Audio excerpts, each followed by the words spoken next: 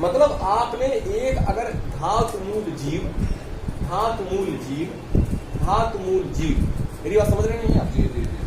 Means अगर ये भाव धातु का है तो ये भाव बीज रूप में है। किस रूप में है? बीज, सीड्स। ये क्या है? मूल मीन्स जड़। और ये क्या है? मीन्स अंकुरण या अंकुरण या पौधा, जो भी आप कर लीजिए, पौध, अंकुरित पौधे, ठीक, पौध। अभी हम पौधे नहीं कह सकते। अब कोई विग्रह जहां बैठेगा वहां उसका धात छुपा है, उसके कर्म छुपे हुए हैं, और वो अपना फल 3 भाव तक जाके देगा। मतलब यहाँ से आपने कर्म किया है, यहाँ आप उत्पन्न हुए हो, ईश्वर ने आपको यहाँ आपका शरीर दिया है और यहाँ आपको पराक्रम दिया है। मतलब इस शरीर का तीसरा जो भाग है वो पराक्रम है। शरीर उत्पन्न हुआ, विकसित हुआ, और अब उसको कोई ग्रह जहां बैठ जाता है उसके तृतीय भाव में उसका रिजल्ट आना रहता है। कोई भी ग्रह जहां बैठता है उसके तृतीय भाव में वो रिजल्ट देता है। आप जो पूर्व संचित प्रारब्ध माने जो पूर्व संचित लेकर आए प्रारब्ध, और इसमें कर्म संचित जो इस जीवन में तुम करोगे, मेरी बात समझिए। और यहाँ आपका भविष्य है, मतलब जो आप करके खड़ा करके जाना है आपको। तो यहाँ वो पूर्व संचित बीज है जिससे आप प्रारब्ध के साथ लेकर आए, और यहाँ अपने मूल मतलब उसके खाद पानी, इसमें खाद पानी देने की जरूरत नहीं है क्योंकि ये बीज तो स्वयं बना हुआ है। नहीं समझे आप? जैसे आपने बीज कहीं डाल दिया, समझ नहीं? अब अगर वो बीज ही उत्पन्न न हो, बीज डाल दिया, अगर वो उत्पन्न न हो तो इस भाव की खराबी है। मेरी बात समझ रहे नहीं? अगर वो वृद्धि कर गया, मूल रूप में कन्वर्ट हुआ, तो इस भाव उत्तम है। और अगर वो वृक्ष पौध बन गया, अंकुरित होकर धातुमूल जीव के लेवल पे पहुंच गया, तो यहाँ उसका रिजल्ट आना है। इसलिए कोई भी ग्रह कहीं भी बैठा हो, जहां बैठा हो, जहां हो, वो उसका पूर्व जन्म का प्रारब्ध है, और बाकी 2 भावों में आपके कर्म और भविष्य देखा जाएगा। नई बात समझ में आई मेरी? पूर्व जन्म, इस वर्तमान कर्म, और यहाँ भविष्य। बात समझ में आ रही धीरे धीरे? क्योंकि यहाँ बोए हुए कर्म आपको यहाँ फलीभूत होने हैं, और ये सभी भावों पे नियम लगेगा। यह नियम सभी भावों पे लगेगा। यहाँ आप पूर्व के, जैसे हमारे कहा भी गया है, भगवान ने, श्री कृष्ण भगवान ने गीता में कहा है कि किसी कर्म की सिद्धि में 5 कारण होते हैं। अर्जुन ने पूछा कि भाई कि अगर कोई कर्म घटित हो रहा है तो वो अनायास ही हो रहा है, उसके पीछे कोई कारण है? तो उन्होंने कहा कि अधिष्ठान तथा कर्ता करणम च पृथक विधम विविधाश्च पृथक चेष्टा दैव चैवात्र पंचमम। अधिष्ठान मतलब आप बहुत अच्छे कर्ता, मतलब अधिष्ठान पहले से ही एक संकल्प लेकर आए हो पूर्व जन्म से, वो आपका यहाँ देख लिया जाएगा। अधिष्ठान तथा कर्ता, और कर्ता भी लग्न है, तो पूर्व जन्म का जो भाव लेकर पैदा हुए हो यहाँ से पता चल गया। कहाँ से? लग्न आपको बता देगा भैया पूर्व जन्म में इतना करके आओ। सिर्फ मुझे कुछ कोई ग्रह मत बताओ, मैं सिर्फ लग्न देख के बता देता हूँ, बोलती आंख मूंद बस बताता रहता हूँ, क्योंकि मुझे बीज पता है तुम पूर्व जन्म में लेकर क्या आए हो। इस जन्म में तुम क्या खड़ा करोगे मेरे बताने में यहाँ गड़बड़ी हो सकती है, लेकिन तुम क्या लेकर आए हो यही से पता चल जाता है। मेरी बात समझ नहीं? सिर्फ लग्न जानने की जरूरत है। लग्न अगर पता हो तो बाकी कोई ग्रहों की जरूरत नहीं है, क्योंकि यह ग्रह ही बता देता है तुम धातु मतलब बीज लेकर क्या आए हो। ये धातु का अर्थ एक मेटल भी हो सकता है, मूल का अर्थ पेड़ पौधे भी हो सकते हैं, और जीव का अर्थ चराचर प्राणी भी हो सकते हैं। तो ये मेटल, पौधे और जीव का अर्थ हो सकता है यहाँ। ज्योतिष, वर्तमान में ज्योतिष पे जितनी भी पुस्तकें हैं वो ये भाव समझाती हैं, धातु मूल जीव। और मैं आज आपको एक नई चीज बता रहा हूं कि आपका बीज जड़ और अंकुरण कैसे खेल किताबें नहीं मिलेंगी, गुरु के द्वारा ये कन्वे हो जाती है। समस्त किताबों में सिर्फ तुमको ये मिलेगा कि तुम कैसे देखोगे कि कोई चीज धातु रूप में कन्वर्ट है, कि पेड़ पौधों में है, कि कहीं कोई व्यक्ति लिया है उसका। और उसमें भी अगर हम विविध चेष्टा न करें, मतलब पढ़े न लिखे न गुटो गठिया, ये मतलब थोड़ा बहुत अनकॉन्शियस लेवल पे आसपास चीजों पर नजर रखनी पड़ेगी। पता चला हम जो पढ़ गए वो आया ही नहीं, समझ नहीं, तो कम से कम कुछ तो प्रयास करेंगे कहीं से कुछ मिल जाए, ताकि आगे हम इसमें से कुछ जोड़ तोड़ के लिख पाए, समझ नहीं।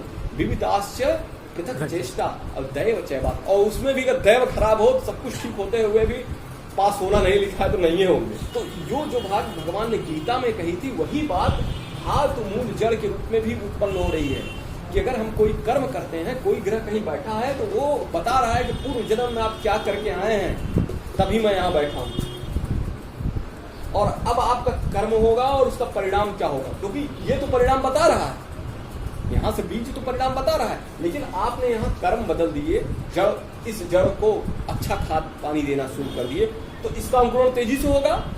और पता चला आपने पानी ही नहीं दिया जड़ में, तो अंकुरित हुआ बेचारा, लेकिन न पानी न पाया, न हवा पाया, और न फिर प्रकाश पाया, तो क्या करेगा, ये सूख जाएगा। मेरी बात नहीं समझे आप? मैं ये कहना चाहता हूँ कि पूर्व जन्म में कोई संस्कार होना है। मान लो हम लोग देखे जन्मान का D1 चार्ट देखे, और हमको पता चला कि यहाँ D1 चार्ट में हमारे पास सपोज करिए सूर्य है। D1 चार्ट में हमारे पास क्या है, सूर्य है। तो इसका मतलब क्या हो गया कि जो व्यक्ति पूर्व जन्म में आया है वह सिर्फ आत्मा के अनुसंधान के लिए आया है। किसके अनुसंधान के लिए? आत्मा। क्यों? सूर्य आत्मा कारक। क्यों? सूर्य आत्मा कारक है, और लग्न में, मेष लग्न में उच्च का फल देता है, क्योंकि काल पुरुष की कुंडली में प्रथम राशि क्या है, मेष राशि का उच्च का मेष है, मतलब संघर्ष है, और सूर्य है तो आत्मा के लिए संघर्ष है।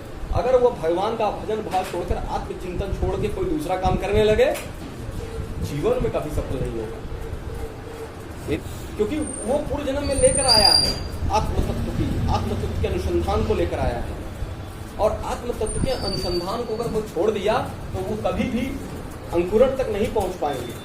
वो पता चला कि वो अब ऐसे व्यक्ति जो सूर्य जिसका लग्न में है, अगर वो संस्कृत पढ़ने लगे या आध्यात्मिक जीवन लोगों से जुड़ जाए, अनायास ही वो वृद्धि करता चला जाएगा उसको, और उसे कुछ करने की जरूरत नहीं पड़ेगी। आप देखोगे वो चलता चला जाएगा। क्यों? क्योंकि उसका जो बीज है, सूर्य है, वो सही जगह पड़ा हुआ है, और उसे अपने कर्म के द्वारा उसे वहाँ पराक्रम वृद्धि होनी है। और जैसे ही ये आत्मा कारक लेवल पे काम करेगा, आत्मा कारक क्या है, फिर अभी आत्मा कारक के बारे में भी बात बताऊंगा। आत्मा कारक किसे कहते हैं? आत्मा कारक ये नहीं बस हम बैठ जाएं और आत्मा के बारे में चिंतन करेंगे। आत्मा कारक होता है कि जब हम किसी चीज की शुद्धता के रूप में सोचें, किसी चीज के विशुद्ध फार्म को सोचें। मेरी बात समझ रहे हैं? जैसे मैं अभी भी लोगों से कहता हूँ, अपने यजमानों से कहता हूँ, अपने विद्यार्थियों से कहता हूँ, और तुम लोगों से भी कह रहा हूँ, और सबसे कहता हूँ कि जो हिंदू धर्म में देवी देवता शरीर और घर छोड़ चुके हैं, लेकिन इतने बड़े बड़े हवन हो रहे हैं, यज्ञ हो रहे हैं, सब लोग मुझसे सब भिड़ जाएंगे कि भैया तुम कैसे कह रहे हैं, लेकिन मैं कह रहा हूँ छोड़ दिए, क्योंकि मैं अपने रिसर्च लगातार कर रहा हूँ। मैं लगातार चीजों को देख रहा हूँ कि ये स्थान देवता जो वैदिक देवता थे, उन्होंने गृहों को छोड़ दिया, शरीर को भी छोड़ दिया। अब जब देवता किसी चीज को छोड़ देते हैं तो वहां अशुद्धि होगी तभी छोड़ेंगे। क्या होगी? अशुद्धि होगी तभी छोड़ेंगे। और जब वहां अशुद्धि हुई, यहाँ विकृति आ जाएगी। तो अगर व्यक्ति के शरीर में, व्यक्ति के विचार में, व्यक्ति के परिवार में, व्यक्ति के गृह में कोई अशुद्धि में विकृति है, तो समझ लीजिए वहां देवता नहीं है। क्योंकि देवता वही रहते हैं जहां समृद्धि, सुख, शांति, समझ नहीं, ऐश्वर्य भी निवास करता। अगर तुम्हारे घर में ये चीजें नहीं है तो समझ लो देवता कहीं कहीं स्थान छोड़ चुके। अब आप पूछोगे ये कैसे कर रहे हैं, हम लोग इतने बड़े पूजा पाठ करने वाले, एक तो बहुत बड़ा गूढ़ प्रश्न आपने उठा दिया। तो आत्मन हृदय कहा गया। आत्मा माने होता है किसी चीज का कोर मन किसी चीज का मूल, किसी चीज का धातु, सॉरी किसी चीज का भाग मीन्स बीज। मेरी बात समझ रहे हैं ध्यान से? तो सूर्य का बीज क्या है? आत्मा। आत्मा का बीज क्या है? आत्मा कैसा है? विशुद्ध है। उसमें कोई विकार है आत्मा में? नहीं है। तो जब भी आप विकार चीजें खाएंगे सूर्य डैमेज होगा, विकार चीजों से पूजा करेंगे सूर्य डैमेज होगा। जैसे आज एक चांदी का वर्क लगा हुआ बर्फी से लोग पूजा करेंगे, और अधिकतर आप जानते हैं जो चांदी का वर्क बनता है वो किसी चमड़े से पीट के बनाया जाता है। तो जब वो छोटे कोई देवता जब मांस के महक से स्थान हट जाते हैं तो वो क्या गाय या इत्यादि के चर्मों से लगे हुए मिष्ठान को ग्रहण करेंगे? वो श्राप देके चले गए। जैसे तुम खाना खाने जा रहे हो, तुम इस चीजों से घृणा करते हो, तुम असुर नहीं हो, तुम हिंसात्मक प्रवृत्ति के नहीं हो, तुम देवता हो, तुम बुद्धिमान रहते हो भविष्य लेकर। तो तुम्हारे खाने में कोई बगल में रख दे, लीजिए भैया ये कल फलाने व्यक्ति ने दिया है और इस चीज का बना हुआ, तुम खाना खाओगे? तो तुम कैसे सोच लिए कि जो वो मिष्ठान से बना हुआ चीज वो देवता जैसे ही वहां चढ़ अर्पित होता होगा, देवता तुरंत श्राप देकर वहां से हट जाते हो। अब तुम कहोगे ये कैसे कर रहे हैं? दूसरा चीज बता रहा हूं, शर्करा शक्कर को जो साफ करने की विधि है वो बड़ा मतलब पल्यूटेड है। पल्यूटेड मतलब विकृत रूप है, और विकृत रूप सूर्य नहीं हो सकता। जहां विकृति है वहां राहु है, जहां विशुद्धि रूप है वहां सूर्य है। तो जहां विकृति रूप में आप शक्कर भगवान शिव जी पर चढ़ाते हैं, उसी समय शिव जी हट जाते हैं वहां से, क्योंकि शक्कर जो है विशुद्ध रूप में नहीं है। इसलिए मैं आप लोगों से निवेदन भी करता हूं कि जब भी आप शक्कर का आवाहन करें तो या तो देसी स्थान का प्रयोग करें, या तो विशुद्ध जो शक्कर बनता है उसका प्रयोग करें। चीनी का प्रयोग बिल्कुल नहीं करें। इवन चीनी और चीनी के बने हुए मिष्ठान का प्रयोग मत करवाइए। आप अपने गुड़ से बने हुए घरों में मिष्ठान कर दीजिए, बाहर से कोई मिष्ठान मत लाइए आप लोग पूजा में ये चीजें। और आप जैसे जैसे ये करते जाएंगे आप देखोगे कुछ दिन बाद अनायासी आपको भी लाभ मिल रहा है, आपके जजमान को भी लाभ मिल रहा है। अब बाहर की चीजों को बैन कर दीजिए। आप घी कह दीजिए कि घी जो है आप घर पे बनवा लीजिए, या बहुत सही आदमी से 1000 किलो रुपए का घी है तब भी उसका थोड़े से घी से हवन कराइए, लेकिन कह दीजिए विशुद्ध घी लाइए, जो घी एकदम शुद्ध हो। अगर अशुद्धि होगी तो राहु का वास हो जाएगा। जहां अशुद्धि होगी वहां किसका वास होगा? राहु का। और राहु जहां भी वास होगा तो किसका ग्रहण लगाएगा? या तो चंद्र ग्रहण लगाएगा, सूर्य ग्रहण लगाएगा। तो सूर्य ग्रहण लगाया तो आत्मा तत्व को खराब कर देगा, देवता को हटा देगा, और चंद्र ग्रहण लगाएगा तो सुख शांति को हटा देगा। मेरी बात समझ रहे हैं? मैं ये क्यों बता रहा हूं आप लोगों को कि ये धातु जड़ो, इसके एक सूत्र मैं दे दिया हूं, और इस सूत्र से आगे का फलादेश निर्धारित होना है। आगे जैसे जैसे तुम लोग पढ़ोगे तो अमित इस सूत्र को डिकोड करके तुम लोगों को बहुत ज्यादा बता देगा। अभी तुम बस खाली इतना जान लो कि जो ये सूर्य है, ये इसका पराक्रम यहाँ आकर मिलना था कि अपने से तृतीय भाव में, अपने से तृतीय भाव में ये सूर्य को क्या करना था? पराक्रम दिखाना था। इसीलिए ये इस भाव से तीसरा भाव पराक्रम कहा गया। तीसरा भाव कोई स्पेशल थोड़ी था कि इसे पराक्रम कह दिए। अरे हम इसको कह देते पराक्रम, हम इसको कह देते पराक्रम, फिर इसको ही को क्यों कहा पराक्रम? क्योंकि धातु सूर्य यहाँ बोए हुए आध्यात्मिक विशुद्ध स्वरूप को यहाँ क्या बनना था? अंकुरण, पौधा बनना था। और इस रूप में वो सूर्य यहाँ से एक दिए के समान था। सूर्य यहाँ बीज के समान था। बीज मीन्स धातु, दीपक। और धीरे धीरे बढ़ता हुआ यहाँ क्या बन गया? जब सूर्य बढ़ेगा तो विशाल ज्वालमान बनेगा। ध्यान दीजिएगा मेरी शब्दों को। तो तृतीय भाव में जाते जाते प्रखर तेज युक्त हो जाता है, और यहाँ व्यक्ति के पराक्रम को द्विगुणित कर देता है, बहुगुणा कर देता है। इसलिए अगर यहाँ सूर्य है तो यहाँ पराक्रम की वृद्धि हो जाएगी, यहाँ चंद्रमा है और आप विशुद्ध जीवन जी रहे हैं तो यहाँ शांति की वृद्धि हो जाएगी। ऐसा पराक्रम जो आनंद देने वाला हो, शांत देने वाला। यहाँ गुरु बैठा है तो यहाँ जाकर वो क्या हो जाएगा? प्रकांड हो जाएगा। मेरी बात समझ रहे? अब ये कोडिंग भी बाद में बताऊंगा कब होगा, लेकिन उसका प्रोसीजर जो है यही है कि उसे विशुद्धि चाहिए। उस कहाँ विशुद्धि चाहिए? तो तन पे जो खाना है, तन क्या है? खाना है, मतलब तन को क्या पोषित करता है? अन्न पोषित करता है। तो अन्न विशुद्ध होना चाहिए। दूसरा भाव क्या है? वाणी, वाणी विशुद्ध होनी चाहिए। तीसरा भाव पे वो प्रभाव, दो चीजें, अन्न और वाणी, दो चीजें अगर सही चल रही हैं तो ये तीसरा भाव तो अनायास ही क्या करने लगेगा, प्रकाशमान हो जाएगा। और यही चीज सूर्य जो पूजन में भी होना है। अगर बीज जो आपका धातु है, बीज अगर पूजन में आपका जो सामग्री है वो विशुद्ध है, विशुद्ध मानव, अच्छा तुम एक छोटा सा कथा सुने होगे, कभी तुम लोग डिकोड नहीं किए होगे। एक मैं भूल रहा हूँ ऋषि का नाम, तो वो जंगलों में रहते थे और जब गेहूं वगैरह कट जाता था, जौ वगैरह, उसको चुनते थे खेतों में जाकर। ऐसा कथा सुने हो? उस ऋषि का नाम, उस ऋषि का नाम मैं माइंड में है लेकिन मेरे रूप नहीं रहा। तो वो खेतों में गेहूं कटने के बाद, जौ कटने के बाद बालियों को चुनते थे उनके परिवार वाले, और उस चुने हुए जौ से वो खाना खाते थे और यज्ञ करते थे। जौ से उन्होंने आटा बना के हवन किया और उसकी में जैसे ही खाने बैठे तो एक कोई देवता उनका परीक्षा लेने के लिए उत्पन्न हुए और उन्होंने पूछा कि आज मैं बहुत भूखा हूँ और मुझे खाना खिला दीजिए।